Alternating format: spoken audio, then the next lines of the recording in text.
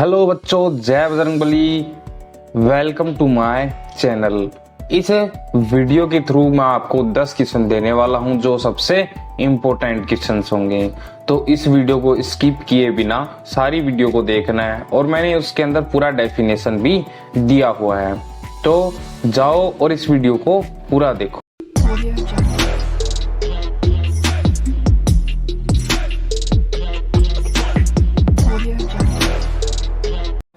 हाँ तो बच्चों, स्टार्ट होता है हमारा आज का पहला क्वेश्चन। और इस पहले क्वेश्चन के अंदर में हमने पूछा है, क्या पूछा है, देखो कि सीमेंट की रासायनिक संरचना है कि सीमेंट की रासायनिक संरचना क्या होगी, ये हमको बताना है। ठीक है। अगला ऑप्शन दे रखा है कि चूना पत्थर, मिट्टी और जिप्सम। बी में दे रखा है चूना पत्थर और मिट्टी। सी में दे रखा है चूना पत्थर और जिप्सम एंड डी में दे रखा है मिट्टी और जिप्सम। तो ये हमारे यहाँ पे हो गए। अब इस क्वेश्चन को ब्रेक डाउन करने की कोशिश करेंगे। जैसे नॉर्मली आप मान के चलो, इसके पता क्या लगाना, हमें बताना क्या है। ठीक है, उसको करने क्या, डायरेक्ट हम नहीं बता पाएंगे तो बताना क्या है इसके अंदर। जैसे नॉर्मली तौर से आप क्या बनाते हो, उस गर्मियों का टाइम चल रहा है तो आप क्या बनाओगे, नींबू पानी बनाते हो, सीधी बात है।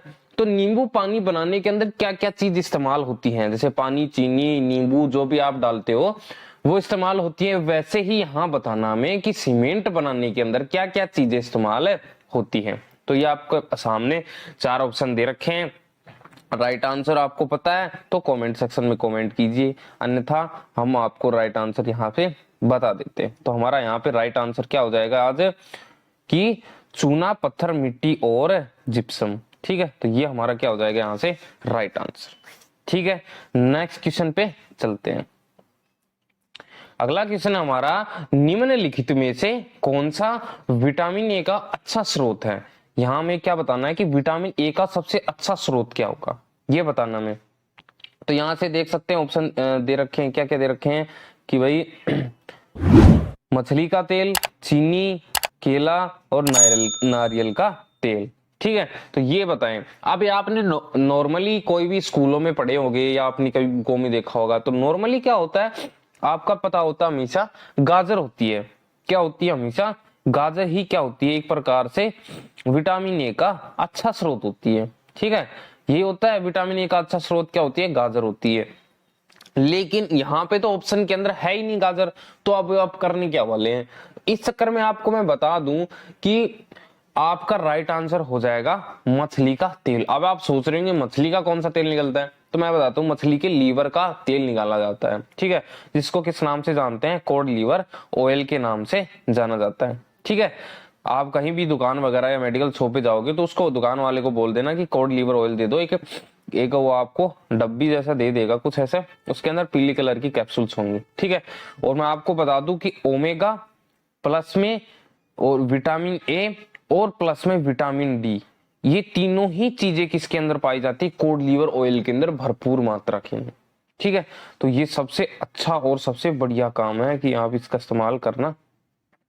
ठीक है, ठीक है, तो अगला क्वेश्चन पर जाते हैं हम। उसके बाद अगला क्वेश्चन है हमारा, एक सेकंड रुक जाइए। निम्नलिखित में से कौन सा कठोर कोयले की उच्चतम गुणवत्ता है।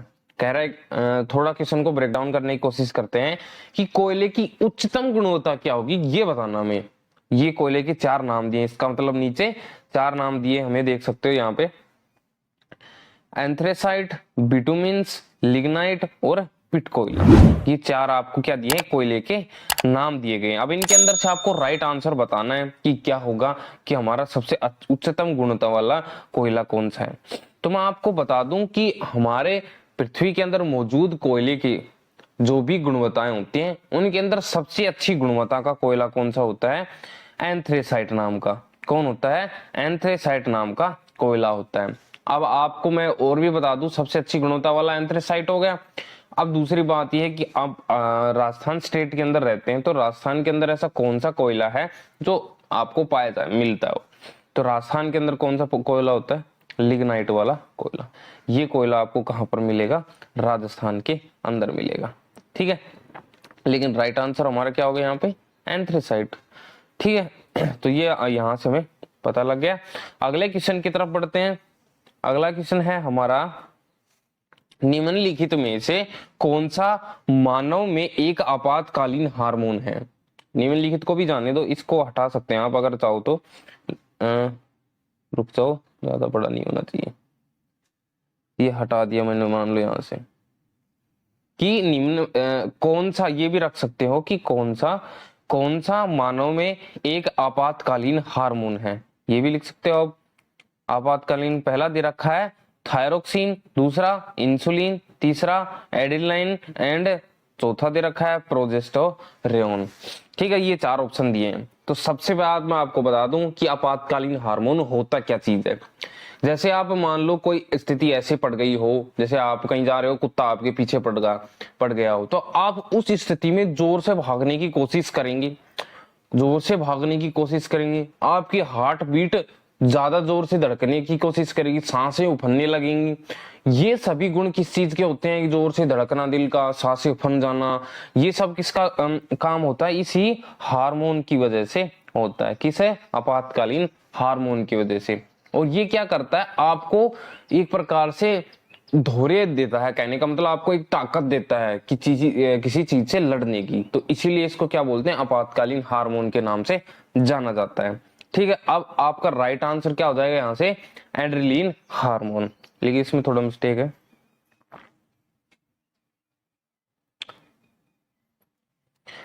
ठीक है। तो ये हमारा क्या हो गया, यहाँ पे नाम में थोड़ी मिस्टेक थी, तो आप यहाँ से एड्रेनलिन हार्मोन होगा वो आपको।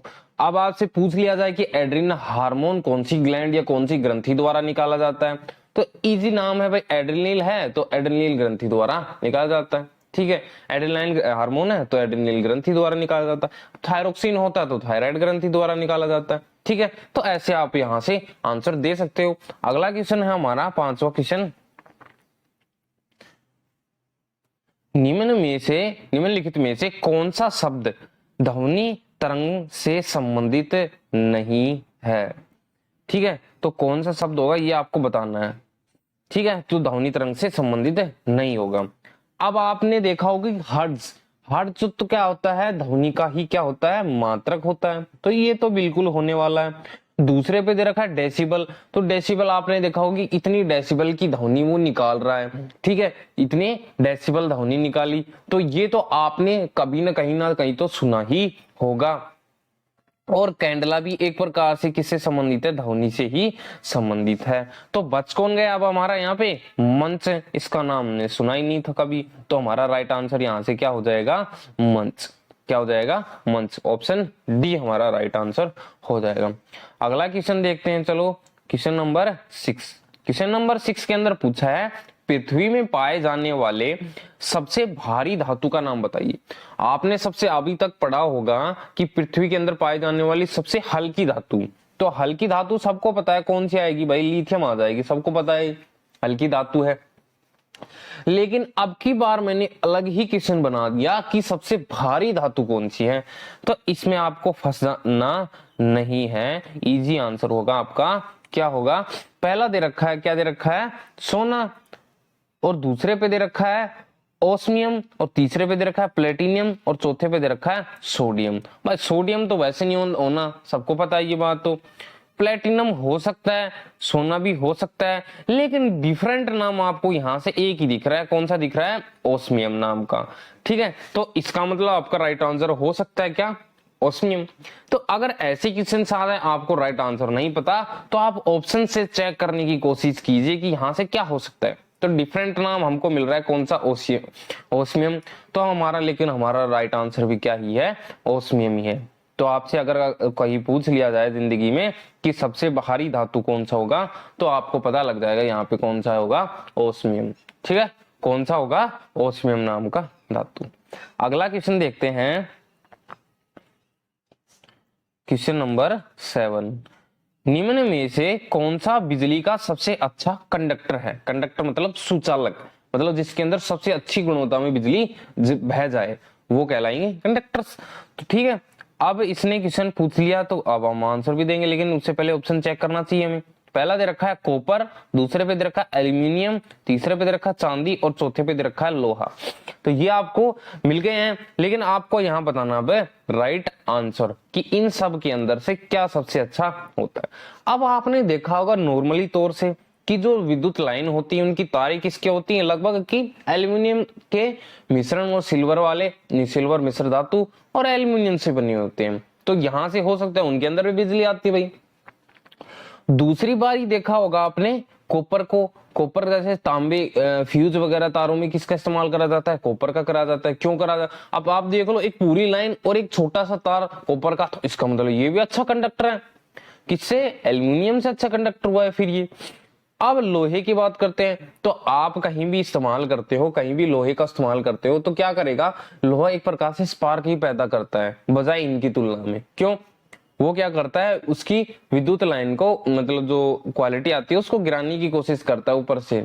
ठीक है, तो ये नहीं होगा बिल्कुल भी। आप इसको हटा भी सकते हैं कि डी वाला हमारा राइट आंसर नहीं है, तो ये इसको हटा देते हैं। ठीक है, हटा दिया। अब बच गया आपके पास दो क्वेश्चंस, दो।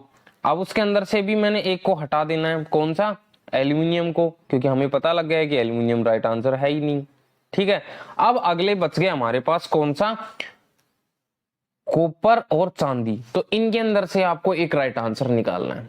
ठीक है, तो मैं इसके अंदर से आपको राइट आंसर बता दे रहा हूं, क्या होगा, चांदी होगा। अब आप पूछेंगे क्यों, ठीक है, हमने तो कभी देखा ही नहीं कि चांदी को इस्तेमाल करा जाता है वैसे विद्युत के अंदर। तो अनपढ़ लोगों, अगर आप चांदी को विद्युत लाइन के अंदर इस्तेमाल करोगे तो हम कंगाल नहीं हो जाएंगे। इतनी महंगी चीज को हम चांदी को अगर विद्युत लाइन में इस्तेमाल करेंगे तो हम क्या हो जाएंगे, कंगाल हो जाएंगे। तो अब से आपको पता हो जाना चाहिए कि चांदी क्या है, सबसे अच्छा कंडक्टर होता है किसका, बिजली का। ठीक है, तो अगला क्वेश्चन देखते हैं। अब क्वेश्चन नंबर 10 सॉरी 8 वाले क्वेश्चन में है, ये सबसे अच्छा क्वेश्चन है। आपने देखा होगा कि बहुत जगह भी देखा होगा और आप अपने बालों को सेट करवाते भी होगे।